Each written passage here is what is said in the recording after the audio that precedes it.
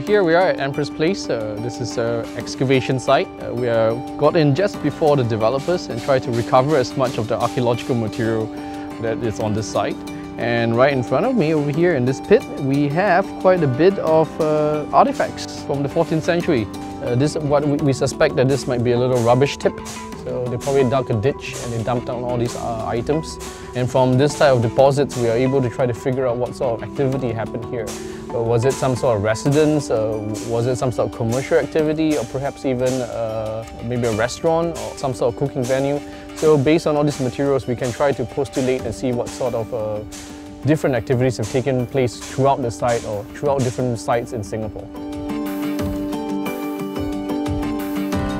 What we have here, it's a mid-19th century drain. They built it probably around 1850s, 1860s or so. How do we tell? It's just from the typology, at least at this stage we haven't done in-depth analysis, but there is just the typology of the type of bricks that we get, that they molded. And this would have probably been somewhere where the Asian civilizations is, someone's house or some sort of office. And they decided to, well, for sanitation purpose, move the sewage away from their residence or away from the office and into the Singapore River. So this is the mark put in by military engineers. It's a little claw like that. It's a three-pronged arrow, or they call it a broad arrow. And you can find it all over the world on military installations or at least on structures which were built by military engineers.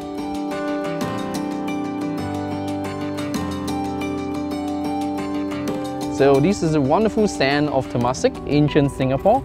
There were a lot of people living here in ancient Singapore. We don't know how many, but at least hundreds or thousands of people were living here. They were packing in, they were eating, they were having their barbecues, they were drinking, and they're just tossing their garbage about. And over time, all these things decompose, and hence you get very, very nice little black sand.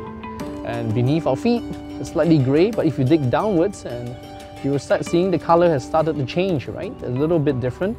And that's a normal, typical beach sand that we get. There's no artifacts there, so that would probably have been the base where the ancient settlement used to have stood. As you can see here, we have lots of finds, and these are all small finds that I have with me. This is a Buddha figurine that we have found so far. It's the most significant find that we have on the site after 2 weeks of dig. The fact that we find a Buddha figurine here says a lot about Temasek period. So our theory is that, possibility of Temasek being more Buddhistic.